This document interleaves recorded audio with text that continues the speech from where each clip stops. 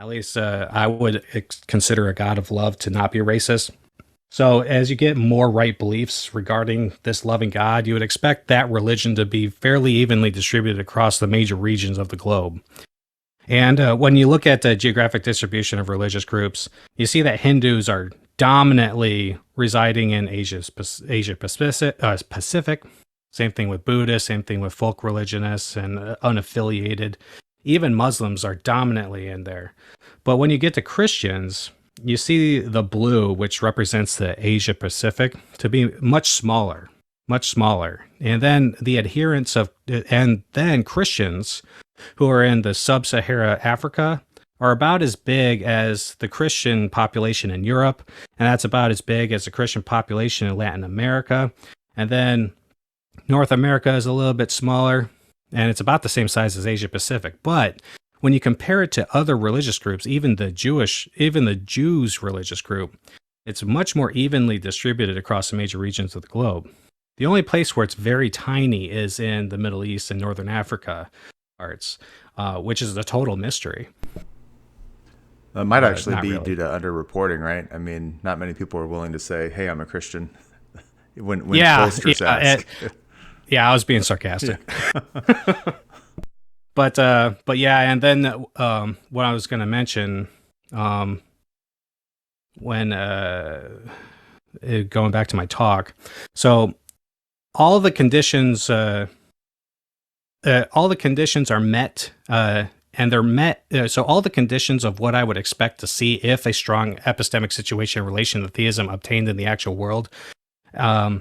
So all those conditions are met, and they're met in such a manner as to suggest that Christianity is true. Which, when I first started this investigation years ago, I was actually kind of surprised by that. But now looking back, I'm not. But that's neither here nor there. So if these four expectations are met, then I think that a cessor or a strong epistemic situation in relation to theism obtains in the actual world.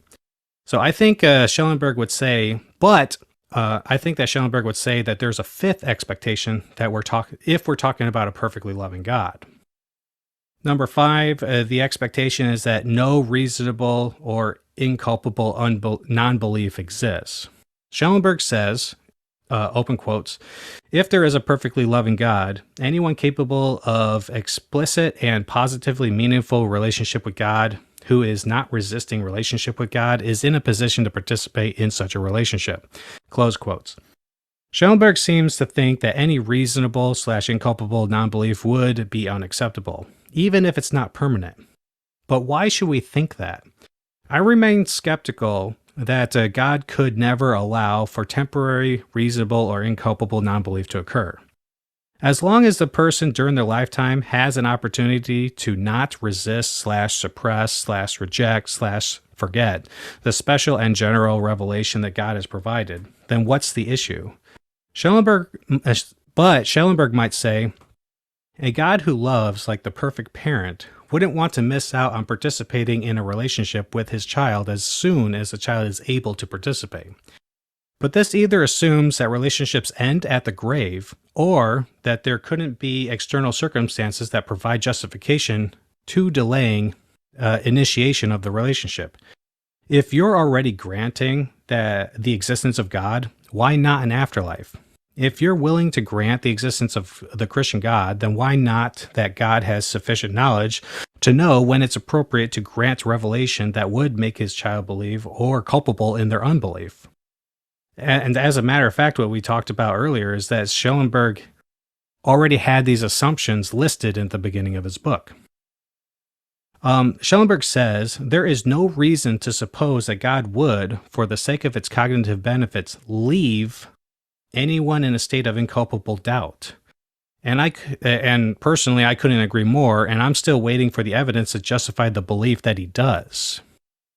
So what could a Christian say to someone who says they live in a state of reasonable/inculpable unbelief? 2 responses come to mind. The first one is what I just said, but the second one is, how do you know? How do you know that you actually live in a state of reasonable/inculpable non-belief? Schellenberg quotes Penelham as saying, open quotes, It is just mistaken to suppose that there are no moral tests involved in acknowledging a fact which we know for certain, as opposed to one which we judge to be merely probable. If the acknowledgement is a painful one, showing our failures and defects to the world, there are no limits to the ingenuity with which we will persuade ourselves that we do not know it after all, or will distract ourselves from paying attention to it. Close quotes.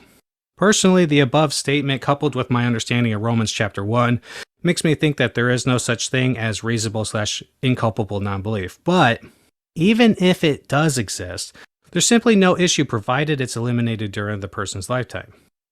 So with that said, I would say that Schellenberg's argument is very significantly undermined. But that's not all, because it just doesn't work. And why doesn't it work? As my last criticism, I'm just going to consider what the implications would be even if reasonable non-belief did exist. Schellenberg needs to demonstrate that it's impossible for a perfectly loving God who is omniscient to have sufficient justification, to not have sufficient, that it's impossible for a perfectly loving God who is omniscient to have sufficient justification for leaving someone in inculpable unbelief their entire lives. Unfortunately for Schellenberg, in order for him to do that, he would at least need to be omniscient himself. But he's not, so he can't. So the argument doesn't work because I highly doubt that a perfectly good, omniscient, and loving God couldn't have morally sufficient justification for leaving someone in inculpable unbelief. So this argument doesn't even work as part of a cumulative case. Anyway, thanks for listening. All right, thanks. Let's try to type just some summary points in the speaker's whiteboard, just so we know what we're talking about. So if you would, what's like the first? I can go ahead and type it out. If you'll just, what were those criteria that Schellenberg gave that you would expect to see if the epistemic case were strong? Those are not his criteria. Those are my criteria, because he doesn't give any criteria. He just says in his book that a cessert doesn't obtain in the actual world, and kind of just leaves it at that. Okay. All right. But number one, I would expect to see that atheism is fairly uncommon, and I can put that in the whiteboard pretty quickly. I got it. It's no problem. Okay. Number two, expect to see religious diversity. Number three, I would expect to see larger global populations of adherents as you get more right beliefs regarding this loving God. Number four, we would expect to see adherents of the most right beliefs regarding this loving God to be fairly evenly distributed across the major regions of the globe.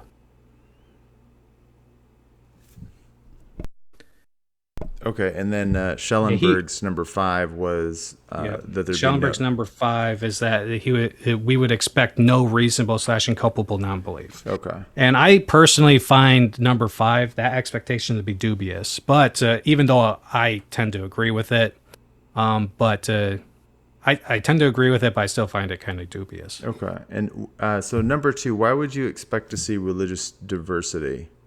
I think someone could easily say, like, I'd expect there to be only one religion.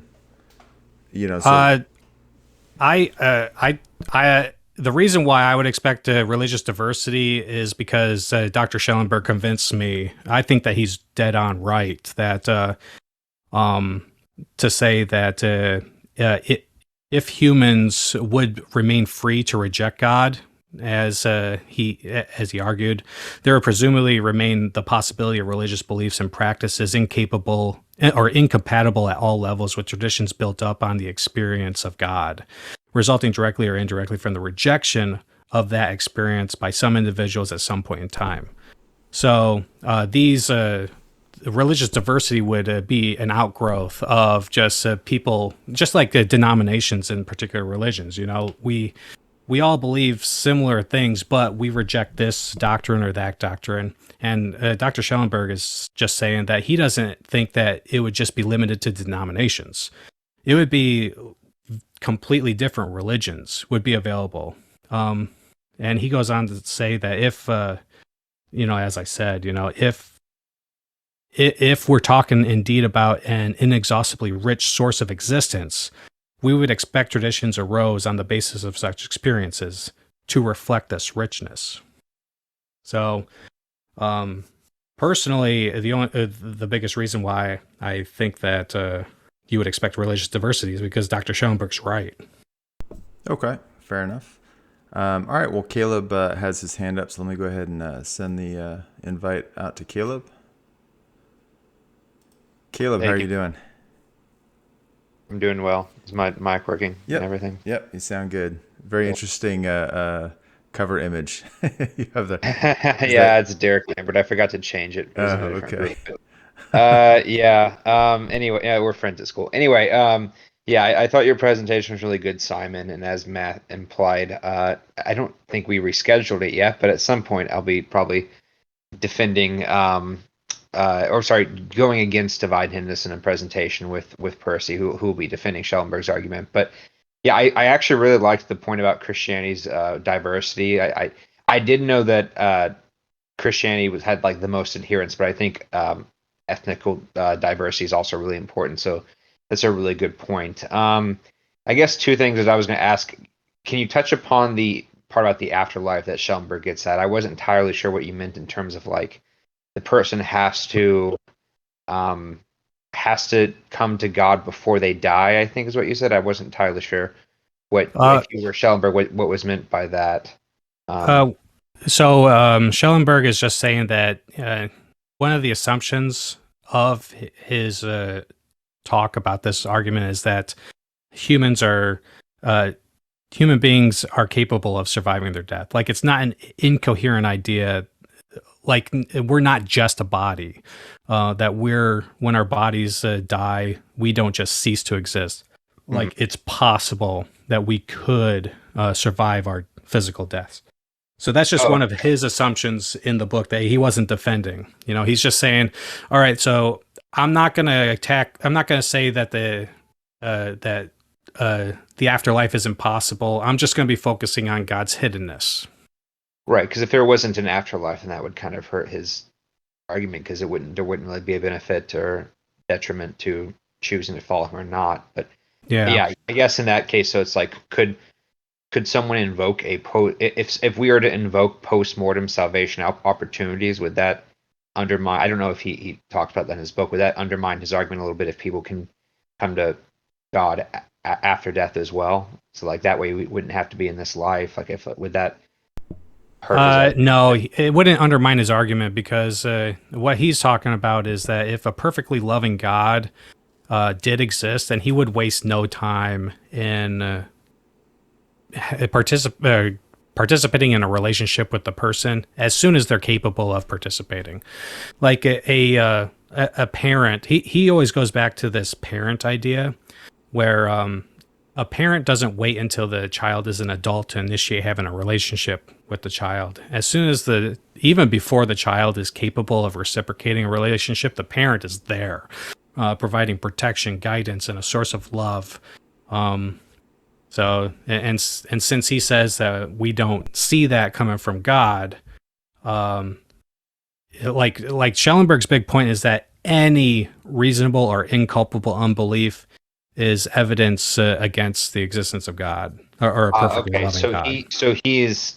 So that would, I mean, I'm a believer, so I'm on your side. I'm just trying to pick this up. No, that's fine. Yep. Yeah, try to pick it apart. So I guess, okay, so his it's contingent then on the premise that not only do they have to be saved when available, so he's basically he has to defend the idea that there are people on Earth right now in their lifetimes who are available and open, who God is not revealing himself to. And that's, I guess, where the argument hinges on. Yeah. Okay. Yep, he's saying that there's remote areas of the world in which the proposition God exists hasn't even crossed their mind. And that's a problem. And this isn't pretty rare, but yeah. This argument also, his particular argument isn't limited towards the Christian God. He is referring to any kind of God of love. So it's not even talking about salvation. It's talking about any kind of belief regarding the Christian God. Like so his focus is on reasonable non-belief or inculpable non-belief. Gotcha. The last thing I'll say, and I don't know if afterwards, I can be open for a call if anyone wants to talk about, like, do a deconstruction of this afterwards. But I was just going to say, I think the next point that I'm planning on doing a presentation and probably writing at some point about the argument from religious experience. And I liked how you talked about, the diversity of religious belief and stuff like that. But I would propose it in the fact that I think it's the idea that, so Schellenberg's saying the idea of a non-resistant non-believer and a loving God are mutually exclusive. And I would also argue the idea of legitimate religious experience and atheism are also mutually exclusive by definition. So I think the fact that there are far more people on earth who claim to have religious experiences than there are people who claim to be non-resistant non-believers, if we're weighing probabilities, if we're going to have to just go by personal credulity of, well, it seems to me that I'm not, that I'm a non-resistant non-believer, right? That's all we have to go off of is their testimony and how it seems to them. How is that not equitable evidence to people who's like, well, it seems to me that I'm having a religious experience? Like, and if you're weighing probabilities, I feel like the probability of that small minority who don't feel like they have this relationship with God, they're more likely to be wrong than the vast majority of people who claimed that they do have one with God. So that to me just seems like I don't know. Yeah. I feel like he's having to pick and choose, and the fact that the vast majority of people are religious doesn't seem like the probability would weigh in his favor. I totally agree with you. I think that, like I was going into detail about the strong epistemic situation in relation to theism.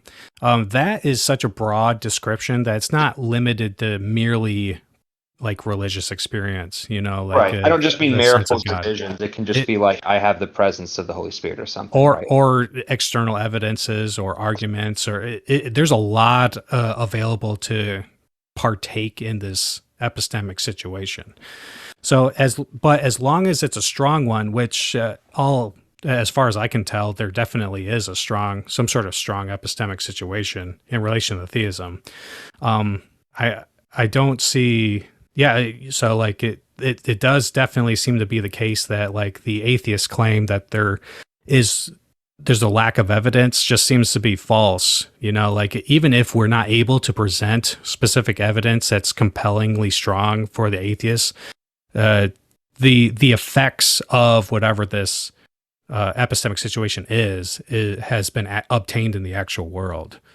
So, right. Okay. Well, with that, I've got Prince with his hand up here. So if it's all right, Caleb, we'll go ahead and shift to Prince, and then if you got more comments, please feel free to raise your hand again, and we'll bring it back through the queue. All right, Prince, I got an invite out to you. Simon, how you doing? Hey, good. I'm doing all right.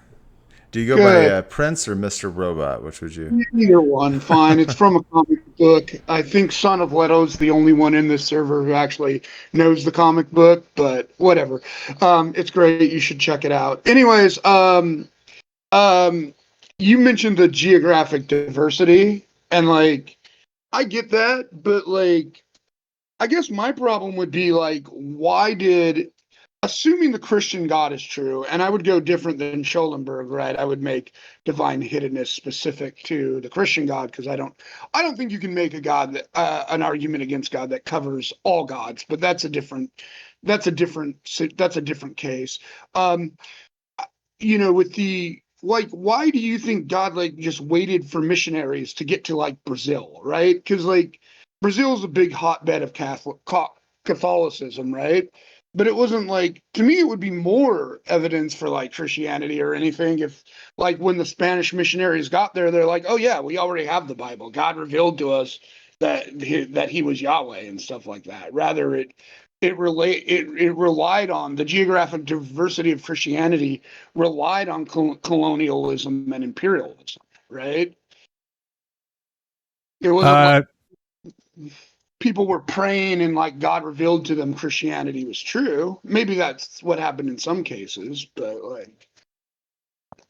All right. So your question was, why did God?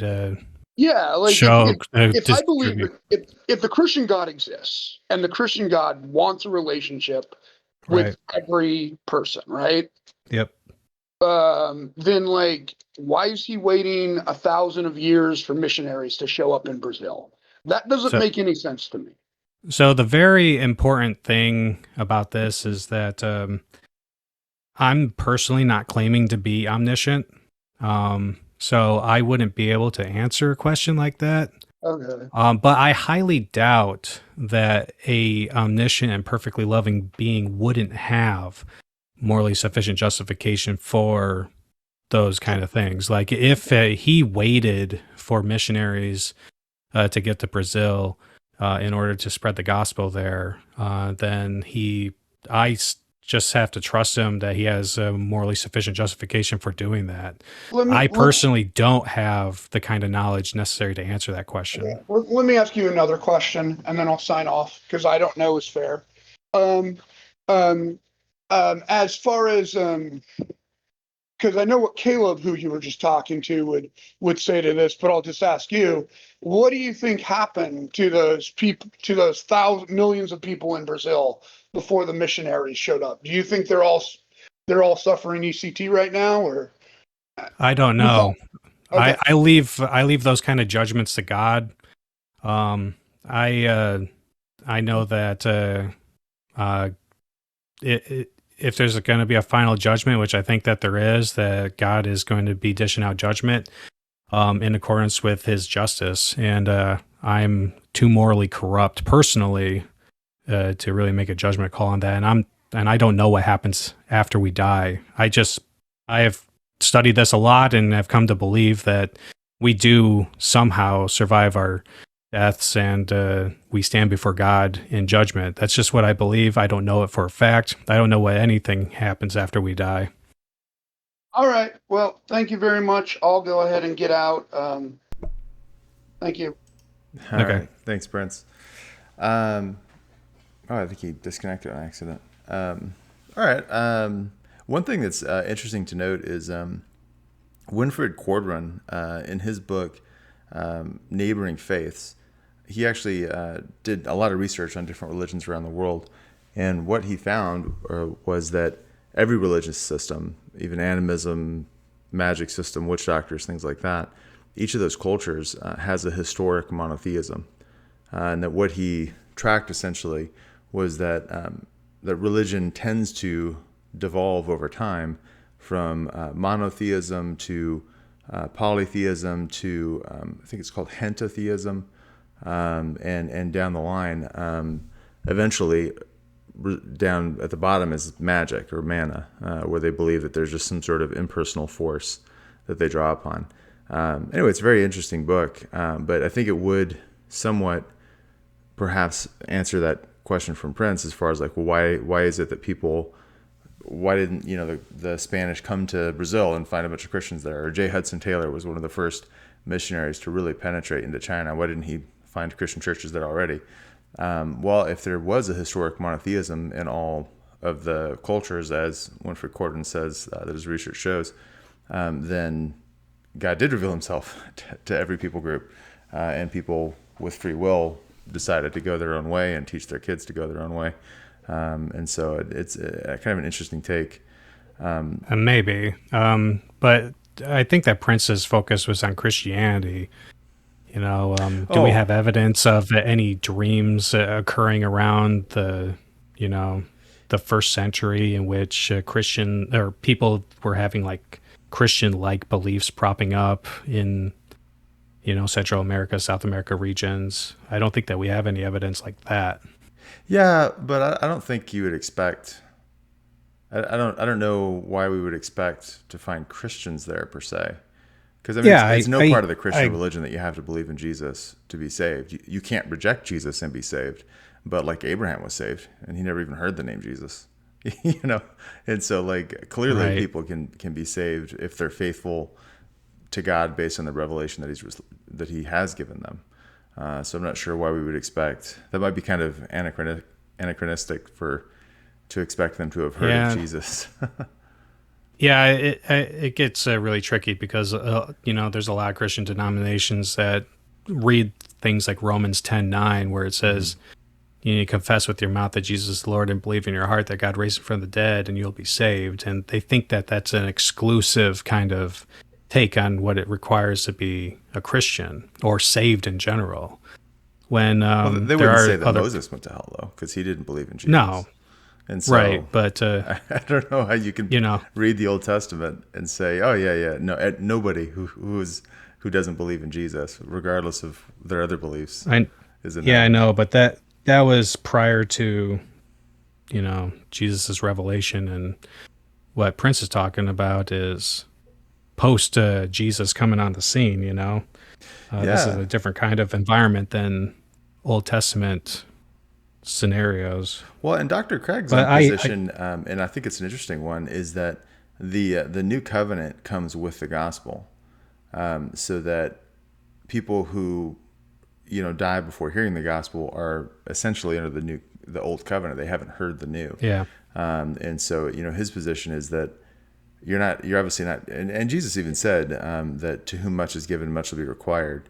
The implication is, I don't think we're stretching it too far to say to whom nothing is given, little will be required. To who little is given, little will be required. And so, yeah, like I said, personally, post-death, I'm just going to trust God with regard to that kind of judgment. I don't personally have the answers. I think that it's interesting to speculate on. I do think that God will do as you said, and Dr. Craig says, that he's going to judge people according to the level of information that they have been given. And, and I think that there's a lot more to this existence. Personally, I believe that there's a lot more to this existence than what we have experienced so far. So who's to say what happens after we die? Yeah. Well, let me ask you this. Suppose an atheist says, yeah, well, look, I don't know about people in other religions. I don't know about people in Africa, whatever. But I can tell you that, and I'm obviously a Christian, but just playing devil's advocate. Man. I hear you. Yeah. Suppose they say, like, listen, I hear what you're saying, but God hasn't revealed himself to me. And I certainly, if there's epistemic evidence out there, he hasn't revealed it to me, and he hasn't brought it to cross my path. And so, regardless of whether or not he's hidden to other people, he certainly seems hidden to me. And so that's a reason enough for me to either be ambivalent about the issue, or, if he cared enough about me, he'd come get me, kind of thing. And I've actually heard former Christians who said, well, it says that he'll go after the one and leave the 99. So if he's really out there, he'll come get me. What would you say to people who have that kind of attitude, that kind of response? It resonates with me. Resonates with me big time. Sometimes God definitely does seem very distant. But the thing is that, like I said in my talk, like I'm skeptical that a perfectly loving God who's omniscient, who's perfectly good, wouldn't have morally sufficient justification for any action that he does.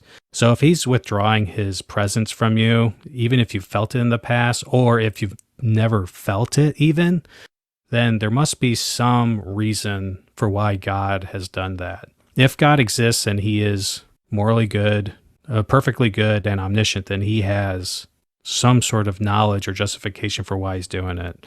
And we can't, and this quote that I read is extremely important from Pendleton. The one where it's like, it's just mistaken to suppose that there are no moral tests involved in acknowledging a fact which we know to be certain, as opposed to one which we judge as merely probable. If the acknowledgement is a painful one, showing our failures and defects to the world, there is no limit to the ingenuity in which we will persuade ourselves that we do not know it after all, and will distract ourselves from paying attention to it. So I know for a fact that I have known things that are painful, and I've refused to acknowledge them. So that definitely resonated with me.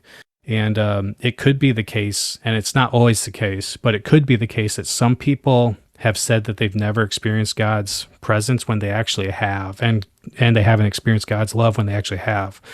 I definitely resonate with people who say I've never felt God's presence, because like I have gone through things in my life that make me think, man, you know what? That wasn't God. God wasn't there. But the problem is that if God does exist, then he has, and in the way that Christianity presents him, then we can't criticize him for withdrawing his presence or our sense of his existence from us, because we're not omniscient. We don't know why he would do that. So the whole problem with us is that we're finite knowers, that we don't know enough in order to raise any kind of question towards him. So even when I want to reject God's existence, I can't, because I don't know enough. Sure, yeah. And I think we can actually sort of conceive of what some of those might be. We can't say what it is, because obviously only God knows what his reasons are. You can. The problem that I have with presenting reasons for why God would do things is because, then as soon as I present those reasons, and I've done this in the past, the atheist or non-believer just remarks how pitiful those reasons are, or how immoral they actually are. So I've just given up on trying to in the first place, because they can always go back like, it's not enough, it's not good enough. It's like, well, what would you expect from me, a corrupt, finite knower? Of course my reasoning wouldn't be good enough, or full, all-encompassing enough. I'm too finite, I'm too corrupt in order to really give you a good answer on this. Okay, fair enough. And you and I will hear reasons from other Christians that'd be like, yeah, that's a pretty good reason, but we're coming from it from a completely different perspective than like people who are living in non-belief. A lot of people don't want to give God the benefit of the doubt, but that's not all atheists, but there's a lot like that online, that's for sure. Yeah. Oh, yeah. I've definitely. In fact, I heard one. I was listening to a debate recently for a topic I was studying, and he made the comment, and it sounds like so sophisticated, but he made the comment that X phenomena that this guy was talking about, it's not essential that God exists for that phenomena, right? And if you think about like, okay, what exactly is he saying? What he's saying is, well, it's possible to have that phenomena and not have God. And so that means the phenomenon is not evidence for God. Like that's crazy, because it's possible that the gravitational waves, for example, are not what's actually causing the force of gravity. So just because it's possible that it's actually some other explanation, that does that mean we're not justified in accepting the explanation on the table? Yeah. And so, but a lot of people, I think, present company excluded, on the server excluded. But I definitely have seen people where it seems like, it's almost like that old Dumb and Dumber movie, where she says like, one in a, if you're the last person on earth, and he says, so you're saying there's a chance. Yeah. And I hear you. Honestly, when I was an atheist, I kind of had somewhat of a similar attitude, where, my attitude is like, well, if I can come up with some way of thinking about this so that's atheistic, then I'm justified in atheism. Yeah. It's funny because like it doesn't even come close to providing adequate from my perspective, it doesn't even come close to providing adequate justification for risking eternal conscious torment. Even if it were the case that every explanation available has nothing to do with God, like there is, that we can explain everything absent of God, even then that doesn't provide adequate justification for saying that there is no God and risking eternal conscious torment. Because even if that were the case, God could still exist. And, if you don't believe in Jesus, if you're a Christian, like the Christian perspective on things, then you're going to go to hell, even if you have all these other explanations. So they're completely pointless from my perspective. Yeah, you brought that up a bit in your talk, and I've kind of wondered about that because obviously, like I said, I was an atheist, and I was aware of the Christian consequences for atheism, and it just seemed to me like, how can I be concerned with an ultimate reality that I believe is not real? It's so how can it factor into like for example, I don't speed excessively because I don't want to get a ticket. I think there's a real possibility that I'll get a ticket.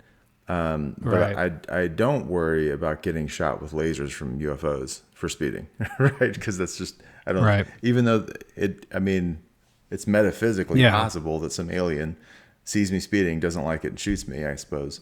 But nonetheless, like, I just don't worry about that. And so I could see an atheist kind of saying like, if I was a theist, maybe, but being an atheist, can you speak to that? Difference. Like, why should the atheist be concerned about a potential consequence of hell? Because every single one of us is going to die, and nobody knows for sure what lies beyond death's door. And when I was an atheist too, and when I was an atheist, I experienced things like existential dread, and some of it had to do with like what happens when you die, and those kind of thoughts don't come up for nothing. You know, like we need to face that reality that there's going to be something happening to us, whether it's non-existence or some other kind of thing. And in my last talk, I talked about like what potentially lies beyond death's door. You know, like it could be annihilation, that nothing happens, or it could be like eternal bliss, or it could be eternal conscious torment, or it could be an existence like this one. It needs to be demonstrated beyond a shadow of a doubt that something like eternal conscious torment or suffering doesn't lie beyond death's door, because it's such an enormous threat. Like, it needs to be demonstrated that it's impossible for eternal conscious suffering to not exist in order to just not believe it. I go about, and this kind of stuff is supposed to motivate investigation. If from my perspective, like, it's supposed to get you motivated to investigate. Like, a minor inconvenience, like a pain in my foot while I walk, is enough motivation for me to investigate my shoes and what I'm walking on and everything, initiate that kind of investigation. If a mild discomfort like that is enough to motivate investigation, then eternal conscious torment should be the most motivating thing that there possibly is. And since it's such a big threat, it needs to be demonstrated that that's impossible to exist. And I haven't seen any reason strong enough to reject the existence of God and to reject the idea that eternal conscious suffering is a possibility. The fact that it's a possibility is enough. And the universal aspect of death. Like, it's not like we're talking about lasers shooting from the sky here. We're talking about something that everybody is going to experience, without a doubt. You know, like, I have no reason to believe that I'm immortal. Absolutely no reason. But I know that I will die, and whether or not this experience ends there has yet to be shown. Fair enough. All right. Well, we got another question from Prince. Let me go ahead and send an invite out, and then we'll come back. Hey, Prince, welcome back. Welcome back. You said some things that really, really made me want to come back in your last little thing there. Namely, this whole thing about having to prove that it doesn't exist. Like, could you prove that it's impossible that the Muslim hell doesn't exist? Like it seems to me, even as a Christian, you're risking ECT no matter what. Yep, that's true. So in my last talk, I talked about how you go about doing this investigation, and from my perspective, and that's the real question here. Like, it's not whether or not Christianity is true versus atheism. The real question is which worldview that teaches eternal conscious torment is true. And atheism is not even on the table for discussion until after we have demonstrated that all these religions that teach eternal conscious suffering are false, at least the major ones, for sure. Yeah, definitely the major ones. I think that's just way too high of a standard, because number one, like, you could even be a Christian and go to hell in a different Christian's religion, right? Because there's exclusive Christianity denominations out there that believe that they're the only ones going to heaven, right? You know, so it seems to me which one is that? There's a few. They're usually pretty small, but yeah, I agree with you that there are Christian denominations like that. And what I'm saying here is that like this is supposed to motivate investigation, and that whatever worldview has, from my perspective, has more falsifiable claims that haven't been satisfactorily falsified, should win out in that kind of comparison, because falsifiable claims that haven't been falsified should count as evidence towards a religion. From my perspective, I just don't agree with that. Like, I just don't agree with that. What? You kind of have to, in my perspective. Like, if a claim is falsifiable and hasn't been falsified, then that just does count as evidence. It's not even like a matter of debate. Okay. It is fair to point out that like all scientific theories work that way. That like they don't. No. I think I misheard him. I think I thought he was saying something else. Oh, okay. I gotcha. I thought he was saying something along the lines of you should accept everything without a defeater, and I'm like, no, I don't agree with that. No, I don't agree with that either. I think I just misunderstood what you were trying to say. I hear you. Yeah. Yeah, but I think that most religions are somewhat falsifiable. Maybe not. I don't know. This just gets complicated because, like, obviously, like, there's religions out there that I would say, like, I would say that Mormonism, for instance, is falsifiable, that we can falsify that through, like, the Book of Abraham and all sorts of stuff like that. But, like, the Mormon apologists have their answers for that, right? And so they would say, oh, no, it's not falsifiable. See, we've got answers. You know, so I don't know. Right. Yeah. And what I'm just saying is that this investigation is a personal one. Like, I'm just telling you what I personally do. Right. And everybody else is going to go about doing things differently. And from my perspective, if somebody were to come over here who didn't know me and they were to look at my bookshelf, you would assume I'm a theist just by looking at my bookshelf if you didn't know anything about me, right? Okay. I probably spend more time on this than most, this server excluded, but like most people who I consider who like identify as Christians that I work with or interact with on a regular basis, right? Yeah. I probably spend more time on it than them. Yeah. And yet I'm still to this point where, well, God hasn't revealed himself to me, and okay. I don't find any of the arguments convincing. And so if God wants a relationship with me, I mean, he can come say hi. He knows where I live, right? Right. Yeah, he could definitely do that. He knows where I live. He can find me if he wants. Like, at what point do I have to say, okay, I've researched this. I don't see the evidence. Right? Yeah, from my perspective, if you have enough information that you think that it's worth risking experiencing eternal conscious suffering, then go for it. I think everybody's risking eternal conscious suffering. I hear you. Yeah. And that's where I sit too. I am perfectly happy with risking eternal conscious suffering from Islam, but I'm not willing to risk experiencing eternal conscious suffering, period. So like and from my perspective and my investigation, Christianity has just come out on top because it has more falsifiable claims that haven't been satisfactorily falsified, from my personal opinion. What in Christianity do you think is falsifiable that hasn't been falsified? From my perspective, the resurrection of Jesus. I don't think that's falsifiable now in the modern era. You might be able to argue that the early adherents of Christianity could have falsified it, but I don't think you can argue that's falsifiable 2,000 years ago, 2,000 years later. How do you think that we falsify, ancient accounts all the time through the use of like contrary accounts. If there's more accounts talking about a particular event, and if there's one account, say again. We absolutely can falsify ancient accounts.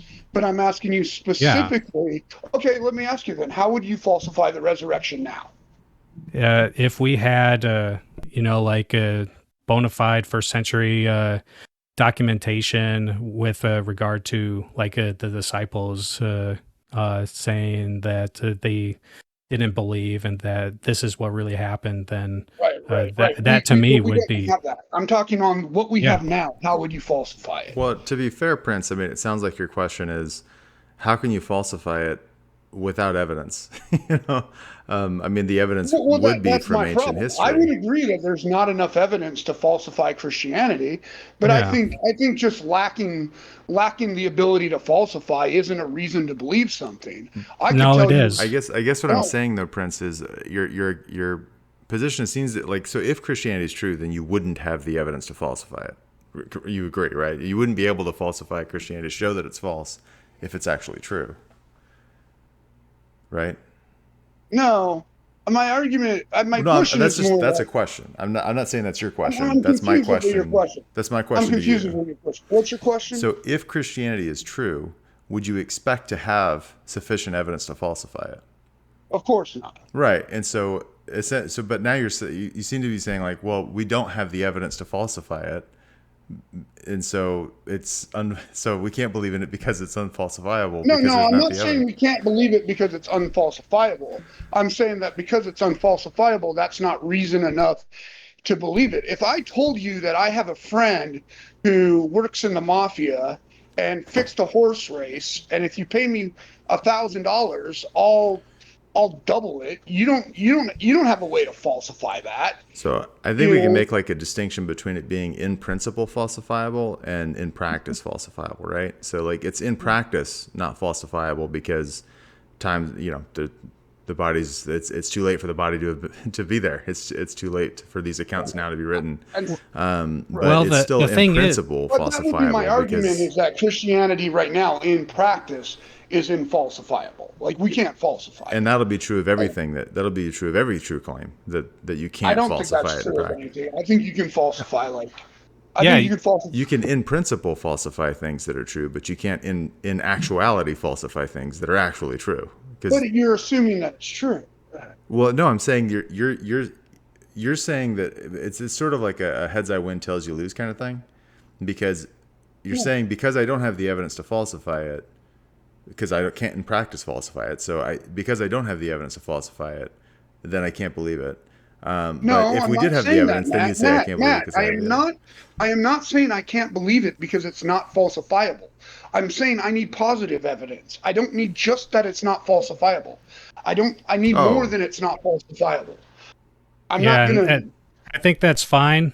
Personally, if you go that route, I personally, when I do these kind of investigations, like I look at a proposition and try to understand what the consequences would be if I behaved in a way in which I believed that proposition was false when in fact it turned out to be true.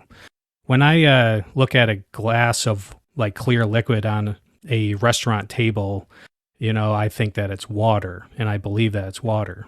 But when I worked in a nuclear chemistry lab and I saw a glass of clear liquid sitting on the counter, I did not instantly believe that it was water. Like the consequences associated with it need to be taken into account, plus the context of what we're talking about here. And when I was talking about like death and everything, like we don't know enough not to take the threat of eternal conscious suffering seriously. And so with such an enormous threat, we shouldn't just instantly believe the proposition God exists is false just because we don't have any positive data to prove that it's true. From my perspective, that's imprudent and a poor way to go about doing it. Personally, that's what I think. And I think I just fundamentally disagree with you. And I want that's fine. And I want the positive data. That's fine. For instance, like anybody can make any claim. Like you could tell me, like actually when I was talking to Caleb last night, I brought up, when you were a kid, and I was the one kid who did that. Were you ever told that if you said Bloody Mary 3 times in a mirror and turned around, she would come kill you? I was told that. Yeah, I actually did that when I was a kid. And even though that would have been a huge consequence, I'm like, let's see, there's no Bloody Mary, But going back to like the whole idea, if you came up to me and said that, I have friends with the mafia And if you don't give me whatever Well, sort of money you're talking about. I didn't put a negative consequence on it. I just said, I've got friends. They fixed a horse race. So we know who the winner is. You give me the money. I can make you very rich. That's not something you can falsify right now. Yeah. You know? And there are people out there that would weigh the consequences and determine that, you know, that's a proposition worth believing, you know, and they don't have, and if it turns out to be true, then they win a bunch of money. And if it turns out to be false, and this is absent any kind of positive evidence, then they would be out the money, you know, and some people would take that. It would probably depend on how much money I'm asking you for, right? Or how much money you have. Exactly. This is all weighing the consequences. If you have $10 million in the bank and it's like, okay, here's $1,000 on this weird, wild chance. Right. Sure. Yeah. It's a low consequence. Hurt you. Where guys like me and you, $1,000, I don't know your financial situation, but I assume for most people, losing $1,000 on a wild chance is not. Yeah, it's a high consequence. Yeah, if it turns out to be false, that's a high consequence. So right. Well, let me. So I feel like you're just agreeing with me, to be honest. I'm not really, because I want positive evidence that God's real. Can you define what do you mean by evidence? Like what is that? X is evidence for Y. Well, see, here's the thing. Here's the thing, Matt. I have a very broad view of evidence, and people have accused my view of evidence of being too broad, because my view is like everything's evidence.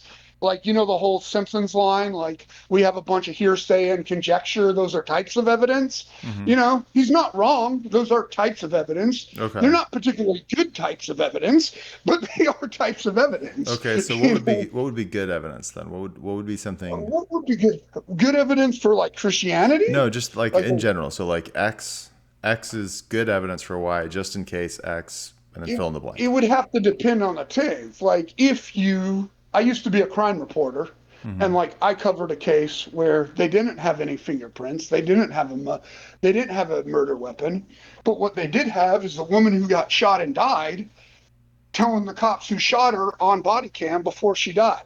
That was really good evidence. Okay. That's all the jury needed.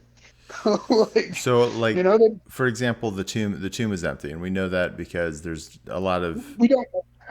We do, because there's not only the biblical sources, there's extra biblical sources. The critics of Christianity were saying that the tomb was empty. We can see that in the Babylonian Talmud. I'm sorry, we don't know that. Well, all of the available testimony from Christians and critics of Christianity from the time period. We don't have anything from critics of Christianity. We do. We have what the author of Matthew says. The critics of No, we don't. We still have the Babylonian Talmud prints. We have these documents. We have these documents from the time period. When was the Babylonian Talmud? I'm not necessarily familiar with that. I'll have to look up the date, but it relays what the critics were saying at the time, and it's written. It's a Jewish document. It's not a Christian document, and it's saying that the disciples stole the body, which entails that the tomb was empty.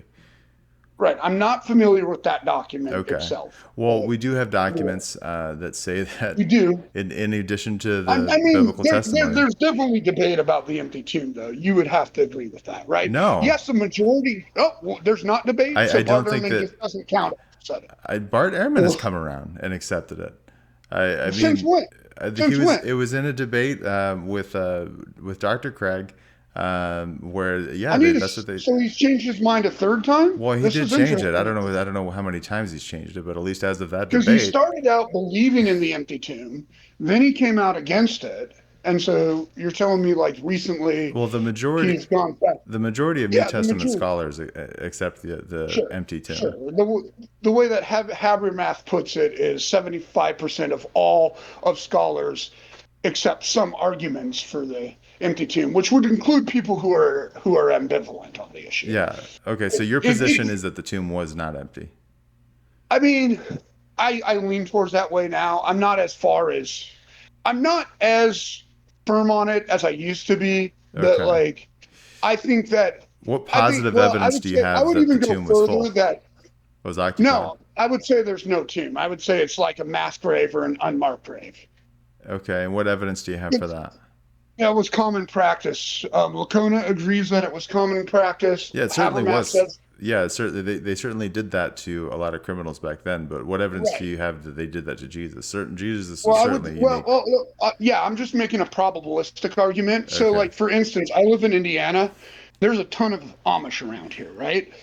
I don't know if you've ever been to Indiana, but I've got a ton of Amish, right? Uh Ton huh. of Amish all over the place, and I can hear them in the stores and stuff talking to each other in a language I don't understand, and so I assume that that's Pennsylvania Dutch. But I don't have any way I can make a prove that it's Pennsylvania Dutch, right? I can't estimate it. I don't speak Pennsylvania Dutch. I wouldn't recognize Pennsylvania Dutch, but just from my knowledge of what's the most probabilistic. So I'm making a probabilistic argument, So right? it is interesting to me though that to hear you say on the one hand I won't accept the evidence for the empty tomb, despite I don't think that there's good evidence for the empty tomb, despite the fact that there are testimonies from the time period in Well, both. I would have to look. I Hang haven't hang seen on, that. Prince, hang on one second.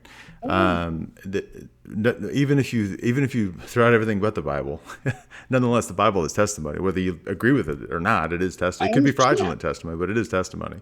And so, Sure. so it's interesting to me that despite that you'll say on the one hand, well, there's no good evidence that the tomb was empty. Despite the fact that there's actual written testimony saying it was empty, but there is good evidence that it was occupied because they threw a lot of people, or that there is good evidence that Jesus was thrown into a mass grave because the Romans did that to a lot of criminals back then. I mean, it seems Well, like how could it possibly be the case that that's good evidence that Jesus was thrown into a mass grave, and yet because written it's a testimony is not probabilistic good argument. evidence? It's a probabilistic argument, Matt. I'm making It's a comparison between the evidence. okay. I'm fine. I can grant that that's evidence that he was thrown into a mass grave. I just think If that you it's weird to say if that you saw that's two even on par to if written you saw testimony. two Amish speaking in a language you didn't understand, would you assume it to be Pennsylvania Dutch? If I had written testimony saying it's not Pennsylvania Dutch, and I had just they look like they're Dutch, I would say yeah. If there's written testimony saying it's not Dutch, then I'm probably going to go that it's not Dutch. Well, Pennsylvania Dutch isn't Dutch. It's actually more German. But Well, I that's a have no idea. what Well, I have no what idea what they speak. they speak. It's like Pennsylvania Dutch. It's a dialect of German. But it's called. But anyways, like you would Let assume me just if oh, if I saw a yeah. I couple of don't think people the who were testimony in the who Bible looked is enough to Hispanic. overcome. Let And me. I know that Caleb would make a different Uh argument huh. if he were here. He would argue that, like at least in Jerusalem, a tomb burial was the most common. If Caleb, I think Caleb's not listening anymore, but he would argue, and that's a totally different argument. But I think if you're going to argue for an exception to the rule, then it's your job to present the evidence for the exception to the rule, right? Right. I just think it's interesting that saying they threw a lot of people into graves Well, is good you would evidence, assume but you would written assume the testimony most is not. probable thing, right? Right. But do Yeah, you at least we acknowledge the should comparison I'm making here? we can make inferences to the most probable thing as long as all the consequences are the same. That's the thing, is that people don't appreciate the fact that we're dealing with propositions that have consequences tied to them here. Possible consequences. That needs to be taken into consideration when we do these probabilistic calculations. Well, we're pushing closer to time, and we're kind of like well off topic at this point anyway. So, Prince, if you've Yeah. got like a last comment or last clarification you want to give, and then we'll let Simon make any final comments he has before we close it out.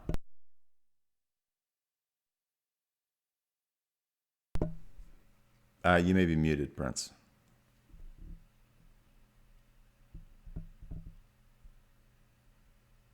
Oh, Oh, we've stunned him with our wit. That's I don't know about that. all right. Well, sorry to lose your Prince. Hopefully, it wasn't like a rage quit kind of thing. But Simon, if you've got any final comments you want to sum up, and then we'll go ahead and close it out. All right, so just some final closing remarks.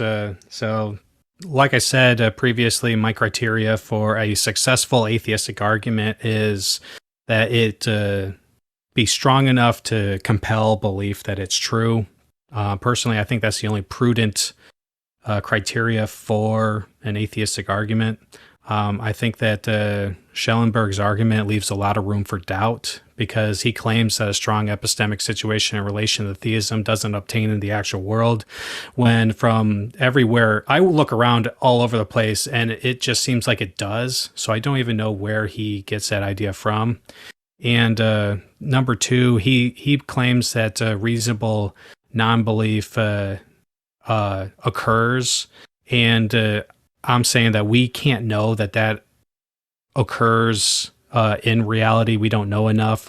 Human beings, even when they testify to the fact that they haven't had any experience of God, they could be mistaken in that regard or have deceived themselves. So we can't really know that has actualized in the actual world.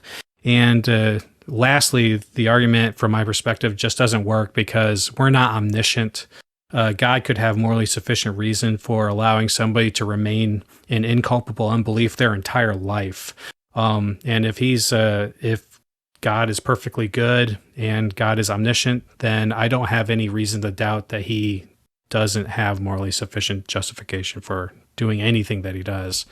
So, from my perspective, Schellenberg needs to be omniscient in order for his argument to work and be successful in reality. But he's not, so it just fails from my perspective. All right. Well, thanks, Simon. Really appreciate that. And thank you to those who attended and those who are listening later.